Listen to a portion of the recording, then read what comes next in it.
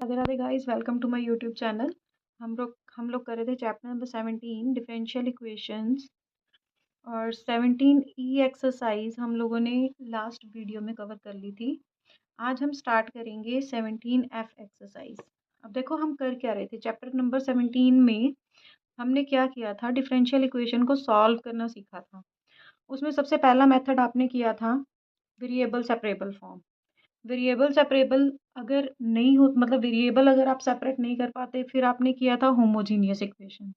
और अगर आप होमोजीनियस इक्वेशन से भी सम को सॉल्व ना कर पाओ, तो आप उस लीनियर इक्वेशन को d Y by D x plus P y is equal to q की फॉर्म में बना के देखो।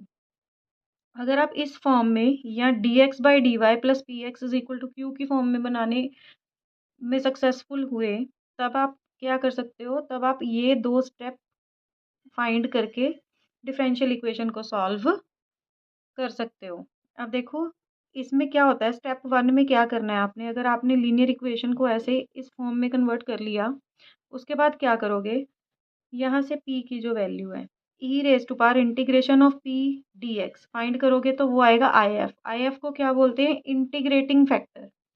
आप इंटीग्रेटिंग फैक्टर निकालोगे, उसके बाद ये फॉर्मूला है, फॉर्मूला अप्लाई करोगे y into integrating factor, integration of integrating factor into Q, दोनों को मल्टीप्लाई करके जो भी आएगा उसका इंटीग्रेशन प्लस सी। ये था आपका फॉर्मूला। और यही अगर आपकी form d x by d y में बनेगी plus p x is equal to q, तो यहाँ सारा एक्स वाई रिप्लेस हो जाएगा। यहाँ वाई था, एक्स आ जाएगा। अगर एक्स ऊपर है तो एक्स ऊपर है तो एक्स आएगा, वाई ऊपर है तो वाई आएगा।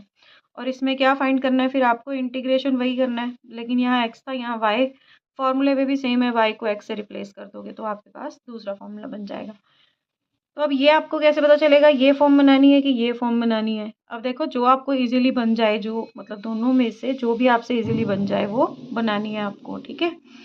तो एक क्वेश्चन देखो एमसीक्यू में भी आ सकता है कि इंटीग्रेटिंग अकेला इंटीग्रेटिंग फैक्टर ही निकाल दो, तो आपको उसकी भी प्रैक्टिस करनी है। अब देखो क्वेश्चन नंबर फर्स्ट का फर्स्ट पार्ट है, find the integral factor of the following differential equations. अब देखो ये डिफरेंशियल इक्वेशन है, आपने सिर्फ इसका इंटीग्रेटिंग फैक्टर ही निकालना है। आपकी बुक में लिखा है इंटीग्रल फैक्टर, ठीक है, कुछ भी बोल लो, दोनों सेम ही है। तो देखो पहले क्या करोगे, ये मल्टीप्लाई का उधर जाके डिवाइड का हो जाएगा, आपके पास आ जाएगा E raise to power minus 2 root X by root X minus Y by root x is equal to D Y by D X. D Y by D x तो बन गया। अब p इंटू वाई, देखो जो p होएगा ना वो सारा फंक्शन x में होगा और q भी सारा x में फंक्शन होगा, सिर्फ y उसके साथ एक वेरिएबल लगा होगा। जैसे ये सारा फंक्शन x में है, सिर्फ y लगा हुआ है, ये पूरा x में है तो ये q होएगा। इसको उधर शिफ्ट कर सकते हो क्योंकि ये y वाला फंक्शन है, इसमें y का कोएफिशिएंट निकाल सकते हो। तो आपके पास आएगा ई raise to power minus 2 root X by root x is equal to D Y by D x minus का प्लस बन गया 1 बाय रूट एक्स वाई, ऐसे लिख सकते हो। अब देखो ये कंपेयर हो सकता है, d Y by D x plus P y is equal to q की फॉर्म में। यहाँ आप पी क्यू की वैल्यू निकाल सकते हो, पी की वैल्यू 1 बाय रूट एक्स और क्यू की वैल्यू आ गई आपकी E raise to power minus 2 root X by root X. आपको क्या निकालना है, इंटीग्रल फैक्टर। इंटीग्रल फैक्टर कैसे आएगा, ई raise to power integration of P D X से। अब e raise to power integration of P कितना है, 1 by root x d x. 1 by root x को क्या लिख सकते हो, x raise to power minus 1 by 2 d x लिख सकते हो। ये आ जाएगा आपका e raise to power x minus 1 by 2 by plus 1 by minus 1 by 2 plus 1। देखो ये पावर में है इसलिए छोटा छोटा लिख रही हूँ मैं। तो ई रेज टू पावर कितना आ गया आपका, ये 2 ऊपर चला जाएगा, 2 रूट एक्स। ये आ गया आपका इंटीग्रल फैक्टर, ये आ गया आपका आंसर। ये था क्वेश्चन नंबर फर्स्ट का फर्स्ट पार्ट। देखो आई होप आपको समझ आया होगा। करना क्या है आपको, पहले तो d Y by D x का कोएफिशिएंट 1 बनाना है। यहाँ d x by d y था, पहले उधर गया, ये मल्टीप्लाई का हो गया। उसके बाद आपने ऐसी वैल्यू ढूंढनी है जिसमें आप, अब वाई ऊपर आया ना, तो आपने ऐसी वैल्यू ढूंढनी है जिसमें वाई का कोएफिशिएंट जो हो वो सारा एक्स में हो। तो यहाँ y ऊपर है और सारा कोएफिशिएंट उसका x में ही है, और जो अकेली x में वैल्यू होएगी वो आपकी किसकी होएगी, q की वैल्यू। ठीक है, तो let us move to part number 2। Question number 1 part number 2। 1 + y² + 2xy - cot y dy/dx, ये आपके पास वैल्यू है आपकी। अब देखो इसमें कौन सी वैल्यू आसानी से निकाल सकते हो, इज इक्वल टू 0 दिया हुआ है। पहले तो ये प्लस की वैल्यू उधर जाके माइनस की करोगे, या ऐसे करो इसको माइनस का कर लो उधर जाके, इसमें ही माइनस का साइन है, इसको ही शिफ्ट करते हैं। तो देखो 1 + y² is equal to -2xy - cot y dy/dx। अब एक स्टेप में देखो ये माइनस का साइन है ना, अंदर माइनस को मतलब मल्टीप्लाई कर दो तो थोड़ा इजी हो जाएगा। आपके पास आ जाएगा कॉट है, कॉट वाई तो प्लस का आ गया और ये आएगा माइनस का dy/dx। अब देखो ये वैल्यू इधर आके दोनों के साथ डिवाइड हो सकती है और ये x dx/dy उधर जाके मल्टीप्लाई का मतलब रिवर्स हो जाएगा। dx/dy इज इक्वल टू आपके पास आ गया cot y - 2xy/1 + y²। Separate divide कर लो, dx/dy is equal to cot y/1 + y² - 2xy/1 + y²। अब देखो ये वाली वैल्यू जो है इसमें x का कोएफिशिएंट फाइंड कर सकते हो आप, है ना। सारा y में आ रहा है और ये सारी वैल्यू y में है, तो ये q है, ये p है और ये dx/dy है। ये आ गया प्लस का, इसको लिख सकते हो 2y/1 + y² into x is equal to cot y/1 + y²। अब ये कौन सी फॉर्म होगी, dx/dy + px is equal to q। यहाँ p की वैल्यू है आपकी 2y/1 + y² और q की वैल्यू है cot y/1 + y²। आपको निकालना है इंटीग्रल फैक्टर, उसका फॉर्मूला होता है e⁻∫p dy। अब y आएगा यहाँ पर क्योंकि देखो y में है ना फंक्शन आपका, तो y आएगा। तो आपके पास आ गया e⁻∫2y/1 + y²। अब देखो 1 + y² को लेट करोगे तो 2y बनता है, t लेट कर लिया, 2y dy will be equal to dt, dy आएगा ना यहाँ, 2y dy। तो वैल्यूज फिल कर लेते हैं, e⁻∫ dt/t, 1/t dt का कितना होता है, log t। अब आपको पता है कि e के साथ log कैंसिल हो जाता है, रह गया आपका t। t की वैल्यू कितनी है, 1 + y²। तो IF कितना आ गया आपका इंटीग्रेटिंग फैक्टर, 1 + y²। ये आ गया क्वेश्चन नंबर फर्स्ट का part number 2। Let us move to question number 2। Question number 2 की स्टेटमेंट है dy/dx + y is equal to e⁻⁻x। अब इसमें सॉल्व द फॉलोइंग इक्वेशन। अब इसमें अकेला इंटीग्रेटिंग फैक्टर नहीं निकालना, आपको पूरा सॉल्व करना है। तो देखो कैसे कर सकते हो, इसको अगर कंपेयर करें, dy ऊपर है ना, dy/dx + py is equal to q की फॉर्म में। तो देखो p की वैल्यू कितनी आ जाएगी, y का कोएफिशिएंट कितना है 1, q की वैल्यू कितनी है e⁻⁻x, लिख सकते हो, कोई प्रॉब्लम नहीं है। IF निकाल लो, IF का फॉर्मूला e⁻∫p dx, x में q का फंक्शन है तो p का भी x में ही आएगा, is equal to e⁻∫1 dx, e⁻x आ गया आपके पास। फॉर्मूला अप्लाई करो, फॉर्मूला क्या था, integrating factor into y is equal to integrating factor into q का whole integration with respect to x plus c।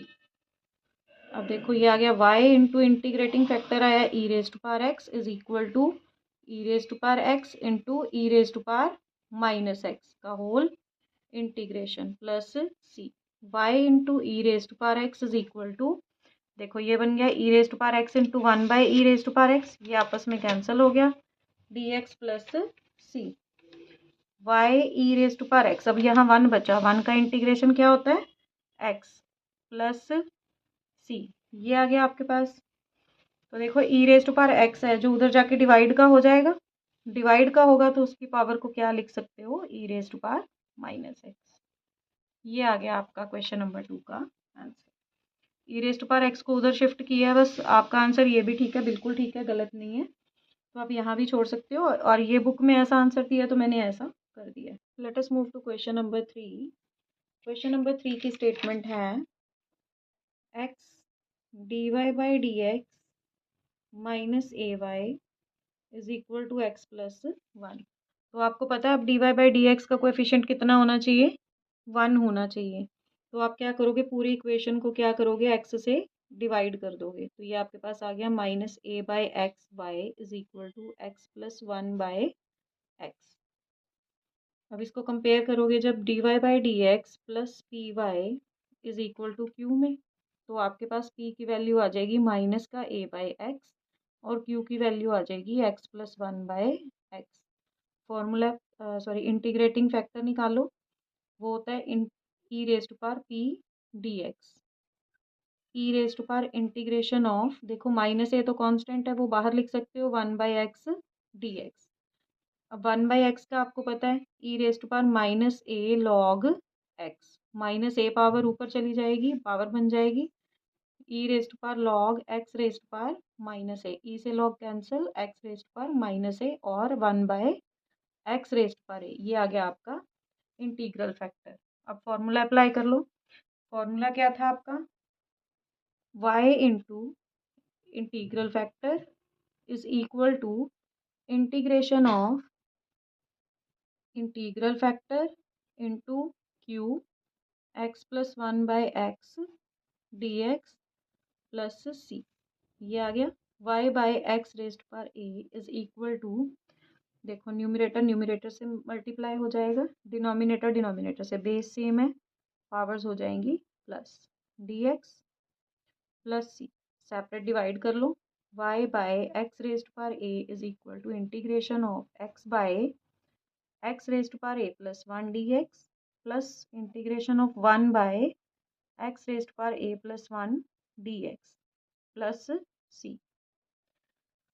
अब देखो दोनों के बेस फिर से सेम है, एक्सपोनेंट आपस में क्या हो जाएंगे, माइनस हो जाएंगे, x raised power 1 minus a minus 1, क्योंकि देखो 1 बड़ा 1 ऊपर है ना, 1 माइनस माइनस का साइन बाहर आएगा तो अंदर के साइन दोनों, मतलब अंदर का साइन बदल जाएगा, बाय बाय तो कुछ नहीं है, चलो ऊपर चला गया ये, d x plus integration of x raised power minus a minus 1 d x plus c, ये लिख सकते हो। अब इंटीग्रेट कर लो, पहले तो ये 1 से 1 कैंसिल हो गया। इंटीग्रेशन का फॉर्मूला आपको आता है integration of x raised power minus a plus 1, sorry integration तो सॉल्व कर दिया, माइनस ए प्लस 1 प्लस इसका करोगे तो आएगा x raised power minus a minus 1 plus 1 by minus a minus 1 plus 1 plus c.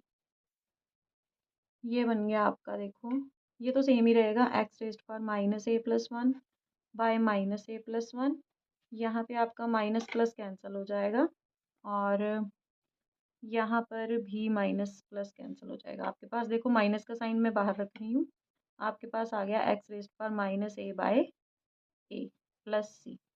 यहाँ पड़ा था आपका y by x raised power a, जब एक्स रेज्ड पावर ए इधर चला जाएगा मल्टीप्लाई होगा तो देखो बेस सेम फिर से हो गए, पावर्स क्या होंगी, प्लस हो जाएंगी क्योंकि मल्टीप्लाई में जा रहा है, by minus a plus 1 minus x raised power minus a plus a by a plus c. ये आपके पास आ गया, देखो minus a plus a cancel हो गया, minus a plus a cancel हो गया, आपके पास आ गया y is equal to x by 1 minus a भी लिख सकते हो, माइनस 1 बाय, देखो एक्स रेज्ड पावर 0 आ गया ना, x raised power 0 is equal to होता है 1 1 बाय ए प्लस सी। ये बन गया आपके पास, और सी के साथ भी ये डिवाइड होएगा, एक्स रेज्ड पावर ए आएगा, एक्स रेज्ड पावर ए। तो ये आ गया आपका आंसर। ये था आपका question number 3। Let us move to question number 4। Question number 4 की स्टेटमेंट है 2x minus 10 y cube d Y by D x plus y is equal to 0। पहले तो देखो प्लस का वाई है, उसी को उधर शिफ्ट करते हैं। 2x minus 10 y cube d Y by D x is equal to minus का वाई। अब d Y by D x उधर जाके क्या हो सकता है, d x by d y बन जाएगा, minus y d x by d y. Minus का वाई इधर दोनों के साथ डिवाइड हो जाएगा। 2x माइनस वाई इस माइनस का sign 10 y cube by minus का y is equal to d x by d y. अब देखो ये बन गया आपका, इसको लिख सकते हो -2/y(x) माइनस माइनस माइनस हो गया plus 10y² is equal to d x by d y. देखो d x by d y, इसको दूसरी साइड लेके गए, प्लस का 2/y(x) is equal to 10y²। ये इक्वेशन आ गई। अब इसको कंपेयर कर सकते हो d x by d y plus p x is equal to Q के साथ। तो यहाँ से आपके पास p की वैल्यू आ जाएगी 2/y, q की वैल्यू आ जाएगी 10y²। तो पहले इंटीग्रल फैक्टर फाइंड कर लेते हैं। E raised power integration of p dy, तो ये आ जाएगा e raised power integration of, देखो 2 कांस्टेंट है, बाहर आ गया 1/y dy। तो ये आ गया e raised power 2 into log y। इसको ऐसे लिख सकते हो e raised power log y² that is equal to y²। ये आ गया आपका इंटीग्रल फैक्टर। फॉर्मूला अप्लाई करते हैं। x into integral factor is equal to integration of integral factor into 10y², मतलब q की वैल्यू का होल इंटीग्रेशन प्लस c। आपके पास आ गया xy² is equal to 10 constant रख लिया और इंटीग्रेशन किसका बचा, y⁴ dy प्लस c। तो ये आ गया आपका xy² is equal to 10 y⁵5/5 plus c। 5 2 ज़ा 10। ये आपका आ गया xy² is equal to 2y⁵5 plus c। ये आ गया आपका क्वेश्चन नंबर 4 का answer. Let us move to question number 5। Question number 5 की स्टेटमेंट है dy by D x plus 2y is equal to 6e⁻x। अब देखो ये पहले लीनियर इक्वेशन अरेंज की हुई है, तो इसको कंपेयर किससे कर सकते हो, dy by D x plus y ऊपर है तो p y is equal to Q के साथ। तो यहाँ से p की वैल्यू आ रही है 2 और q की वैल्यू आ जाएगी 6e⁻x। तो इंटीग्रल फैक्टर फाइंड कर लेते हैं। e⁻इंटीग्रेशन of p dx that is equal to e⁻इंटीग्रेशन ऑफ 2 कांस्टेंट बाहर है 1 dx। तो ये आ गया e⁻2x, इंटीग्रल फैक्टर आ गया। फॉर्मूला अप्लाई कर लो, e⁻2x into y is equal to integration of q की वैल्यू है 6e⁻x into integral factor e⁻2x dx plus c। y into e⁻2x is 6 constant है बाहर, बेसिस सेम है, एक्सपोनेंट्स क्या हो जाएंगी, प्लस हो जाएंगे dx plus c। y into e⁻2x is equal to 6 into, देखो e⁻x का सेम ही होता है और डिवाइड में क्या आता है, डिफरेंशिएशन, प्लस c। 3 2 ज़ा 6 आ गया आपके पास। y e⁻2x is equal to 2 into e⁻3x plus c। अब ये जो 2x है ये दोनों से सेपरेट डिवाइड हो जाएगा जाके, y is equal to 2 into e⁻3x by e⁻2x plus c by e⁻2x। तो ये बन गया आपका y is equal to, basis same है, एक्सपोनेंट्स माइनस हो जाएंगे तो आ जाएगा e⁻x plus c into e⁻−2x। ये आ गया आपका आंसर। ये था question number 5। Let us move to question number 6। Question number 6 की स्टेटमेंट है, 6 का first part, x into d Y by D x minus y is equal to x square. पहले तो d Y by D x का coefficient क्या होना चाहिए आपके पास, 1 होना चाहिए। तो डी वाई, सारी इक्वेशन को x से डिवाइड कर देते हैं, minus 1 by x y is equal to x square. Compare कर लो, d Y by D x plus P y is equal to Q के साथ। तो p की वैल्यू आ गई माइनस का 1 by x square by x भी होगा ना यहाँ पर, तो ये आ जाएगा x। q की वैल्यू कितनी आ गई, x। ठीक है बेटा। तो अब यहाँ पे पहले आई एफ फाइंड करना है, ई raise to power integration of P D x minus 1 by x d x. 1 by x का कितना होता है, लॉग एक्स। तो माइनस का साइन ऊपर चला जाएगा, एक्स रेज टू पावर -1 या 1 बाय एक्स लिख सकते हो। वैल्यूज डाल लो फॉर्मूले में, y into 1 by x is equal to integration of I F into q plus c d x. X से एक्स कैंसिल हो गया, y by x is equal to integration of 1 कितना होता है, एक्स प्लस सी। तो ये x उधर जाके मल्टीप्लाई का हो गया, आपका आ गया y is equal to x square plus c x. ये आ गया आपका आंसर 6 के फर्स्ट पार्ट का। Let us move to question number 6 part number 2। Question है 2x d Y by D x plus y is equal to 6x का cube. देखो d Y by D x का कोएफिशिएंट क्या चाहिए आपको, 1 चाहिए। तो सारी इक्वेशन को 2x से डिवाइड कर दोगे, d Y by D x plus 1 by 2x y is equal to, देखो 6x क्यूब को 2x से डिवाइड करोगे तो 2 3 ज़ा 6 और x से मतलब वैल्यू आपका जो बेस सेम है तो पावर्स माइनस हो जाएंगी, 3x स्क्वायर आ जाएगा।